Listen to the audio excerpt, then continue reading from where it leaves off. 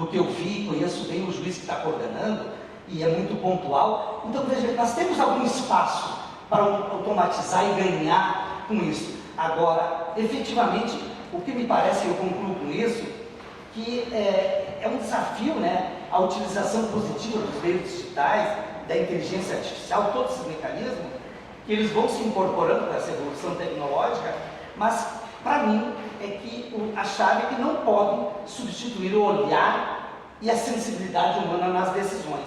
Sob pena de a gente ter um descolamento da realidade e ter uma falta de percepção do direito que vai se aplicar. Então, esse equilíbrio da tecnologia com a percepção humana passa por toda uma compreensão que devemos ter aqui, humana, filosófica, desse sistema. Então, é um tema, eu não sou especialista, quis trazer algumas indagações e esse exemplo, mas me parece que esse limite é o limite de algo das questões que sejam dados, procedimentos que não envolvam poder decisório. Esse não podemos abdicar, e eu acho que não é só o juiz, é a academia que tem que lutar para isso, é também os advogados, porque senão teremos uma perda, né, e um descolamento daquilo que se busca. Eram essas minhas considerações, eu agradeço a oportunidade, muito obrigado.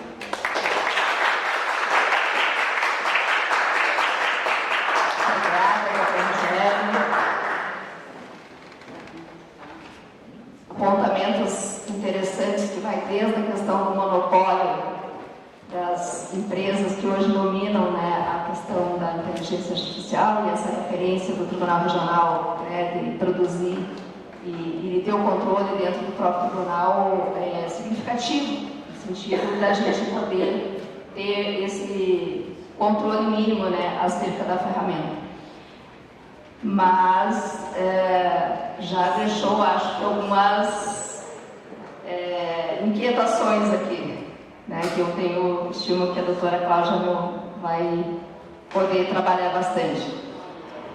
Então, agora, com a área do TRT, do Tribunal Regional do Trabalho, uma área muito sensível, eu acho, a essa questão da inteligência artificial,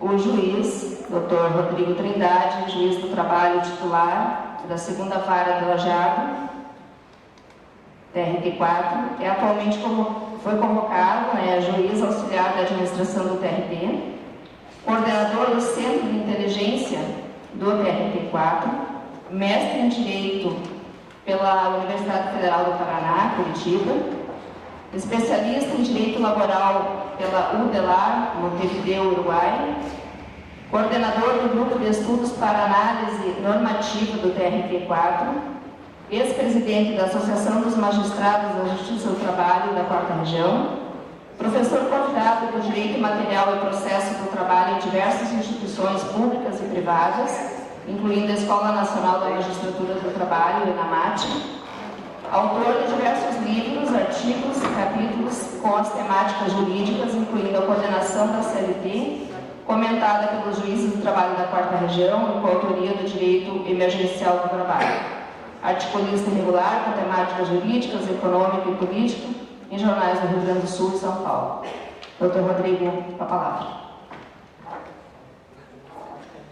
Eu vou pedir licença para falar, porque eu vou ficar em frente aqui à tela e eu peço que vocês acompanhem.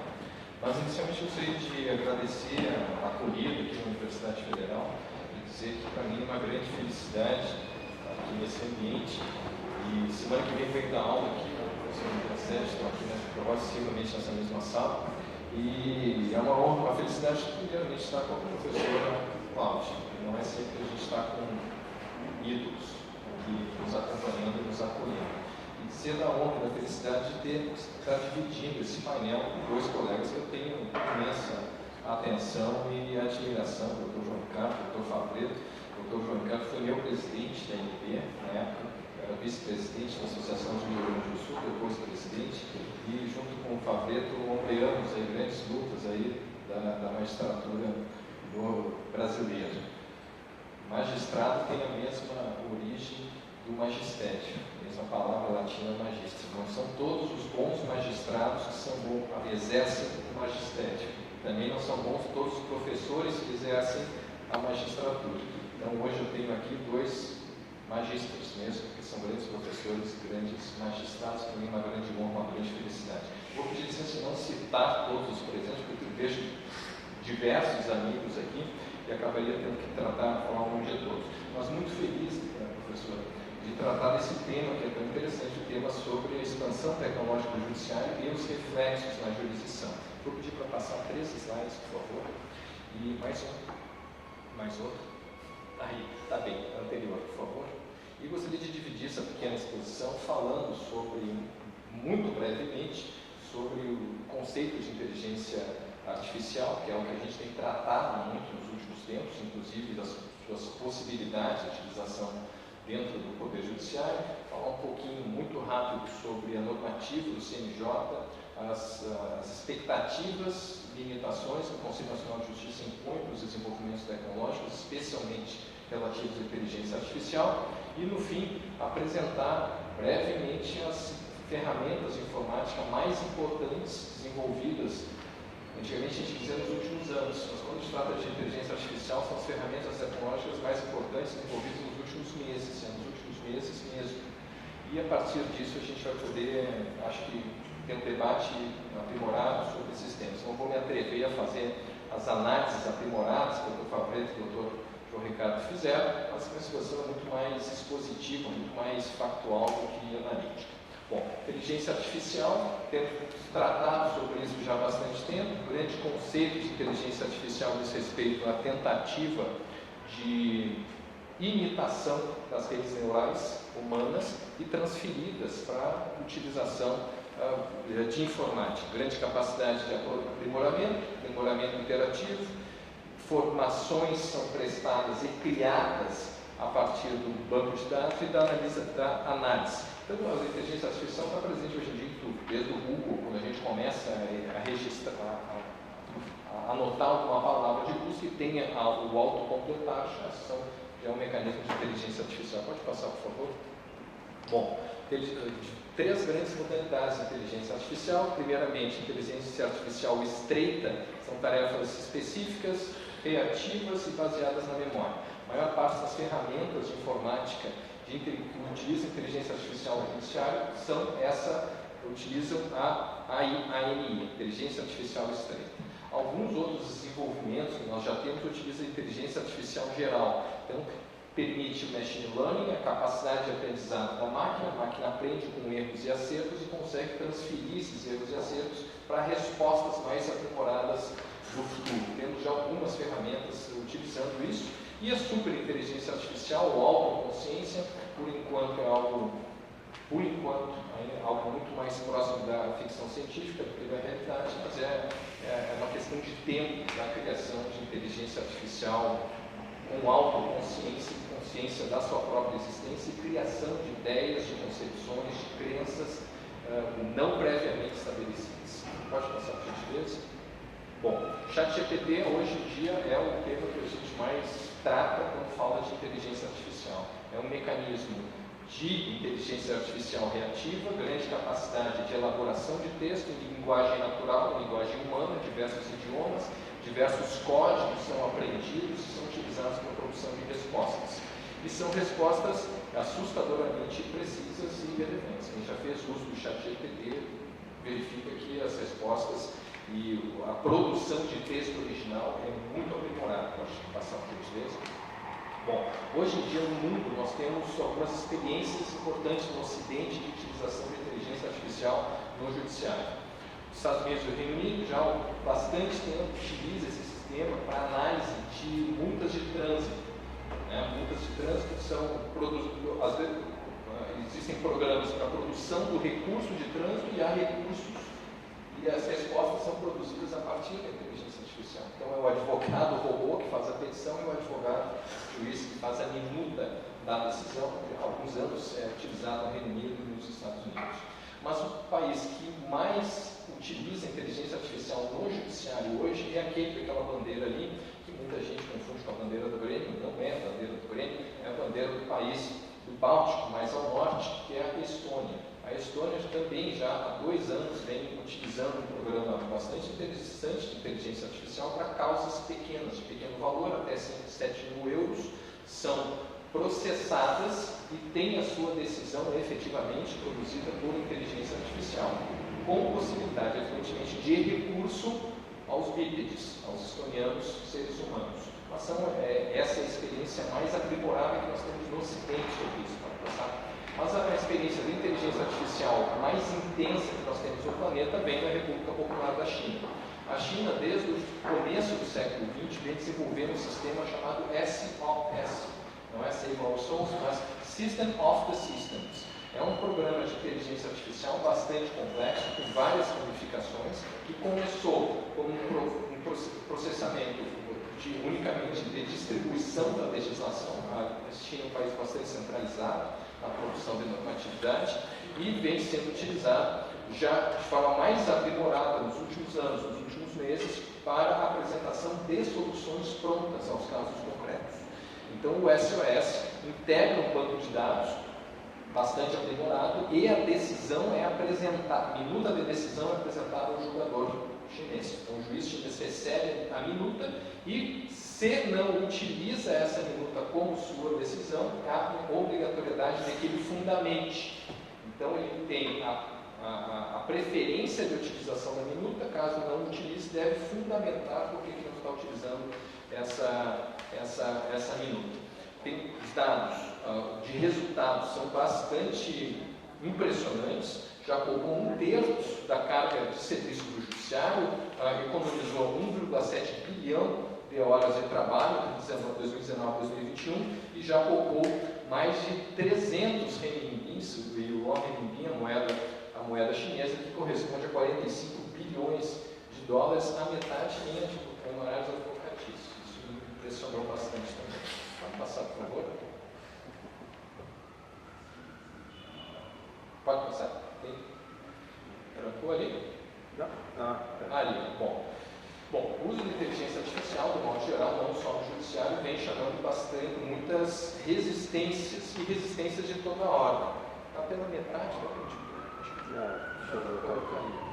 diversas resistências e resistências que vêm desde os grandes bancos de investimento. O Goldman Sachs fez um informe recentemente alertando para grandes riscos de inteligência artificial, principalmente relativas ao desemprego. E para as profissões jurídicas, são as mais afetadas, com 44% das profissões jurídicas afetadas pelo uso de inteligência artificial. O Instituto Future of Life, um instituto sem fins lucrativos, também fez um alerta muito grande sobre a importância de frear o desenvolvimento da inteligência artificial nos próximos anos. Esse foi apoiado por algumas das autoridades, alguns empresários mais importantes de inteligência artificial, como Elon Musk, Wozniak, Mostak, pessoas importantes, e pediram que se cessasse momentaneamente o desenvolvimento da inteligência artificial, porque tem diversos riscos. Pode passar, por favor? Então, o primeiro risco é de afetação do mercado de trabalho. O segundo risco é de revolta das máquinas, que é cada vez algo menos ficção científica e mais real, a possibilidade de que as máquinas tomem consciência de que talvez os seres humanos sejam despicientes, desnecessários para a sua existência mais saudável das máquinas. Pode passar, por gentileza. Próxima. E acho que uma das mais importantes são as notícias falsas, né? Os fake news. A capacidade que tem esses chatbots de inteligência artificial, principalmente o ChatGPT, de gerar textos com aparência factível, mas totalmente mentirosas, é muito grande pela velocidade e pela qualidade. Então há uma grande preocupação quanto a isso. O ChatGPT já tem atrapalhado muito a produção de petições. Já temos vários exemplos disso nos Estados Unidos, na Austrália, no Reino Unido, inclusive de advogados que estão processando a OpenAI que criou o ChatGPT, porque a expressão da tecnologia da informação é a alucinação. A máquina alucina e cria fatos que nunca existiram. Um dos mais interessantes academicamente, mas não dos afetados, é que ele inventou um professor de direito de uma universidade que teria sido acusado e condenado por assédio sexual em relação a uma aluna. A aluna não existe, ele nunca teve nenhum tipo de processo de assédio sexual, mas simplesmente o ChatGPT criou essa fantasia. Criou precedentes para processos em cortes americanos, precedentes que não existiam, advogados foram multados nos Estados Unidos em razão disso. Pode passar, por favor. Bom, Pode passar os próximos 10. Aqui são exemplos de como o ChatGPT criou respostas falsas a meu respeito. Eu perguntei sobre mim e ele começou a alucinar, dizendo que eu era de lugares diferentes, estudei em lugares diferentes, sempre interessante, mensagens elogiosas. Por isso que eu fiz doutorado na USP, que eu criei, não fiz doutorado na USP, por isso que eu escrevi livros de títulos muito interessantes, mas que eu nunca escrevi. Esses livros, então, alucina bastante também. Pode passar. Cria jurisprudências mentirosas também.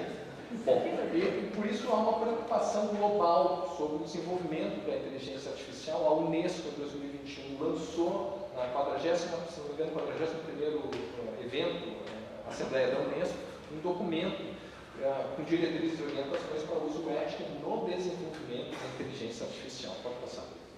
No campo especificamente do judiciário, nós temos uma resolução do CNJ, a resolução 322, que estabelece as orientações para a criação de ferramentas de inteligência artificial dentro do Poder Judiciário.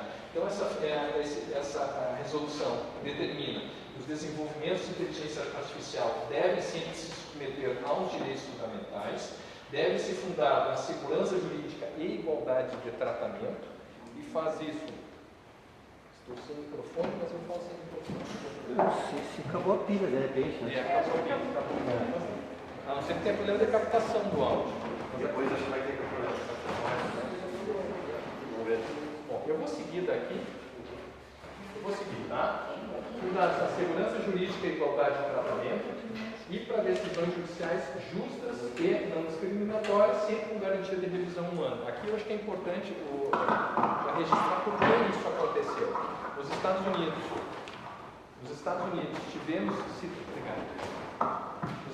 tivemos situação de que o programa de inteligência artificial que auxiliava os juízes criminais na dosimetria da pena se reconheceu que utilizava de critérios potencialmente racistas e para a determinação da sugestão de dosimetria da pena. E a partir disso foram estabelecidos, esse pode passar próximo, esses elementos para a criação, desenvolvimento e fiscalização de instrumentos de inteligência artificial dentro do judiciário brasileiro. Hoje no Brasil, todas as ferramentas de inteligência artificial produzidas pelo judiciário obrigatoriamente precisam estar depositadas nesse banco, que é o banco chamado Sinapse, que foi desenvolvido pelo Tribunal de Justiça de Rondônia já faz alguns anos, e atualmente então nós temos 205 modelos de inteligência artificial produzidos por todos os 92 tribunais e conselhos brasileiros, 150 são ativos, 36 da Justiça do Trabalho, 29 tribunais que já produziram. Obrigatoriamente deve haver controle das versões, da distribuição, da autoria e principalmente parâmetros de implementação e funcionamento dessas ferramentas. Pode passar, por favor? Bom, além dos Sinapses, o CNJ criou uma plataforma que está em desenvolvimento, que é a plataforma Codex, e essa plataforma pretende integrar dados estruturados, metadados, de todos os processos judiciais brasileiros.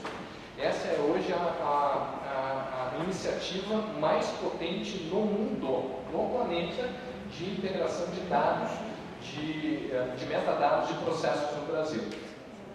Bom, atualmente, então, nós temos, só volta esse dado que me impressiona bastante, nós temos 155 milhões de processos já sinalizados em seus metadados. Aqui é o tipo de tecnologia de infraestrutura.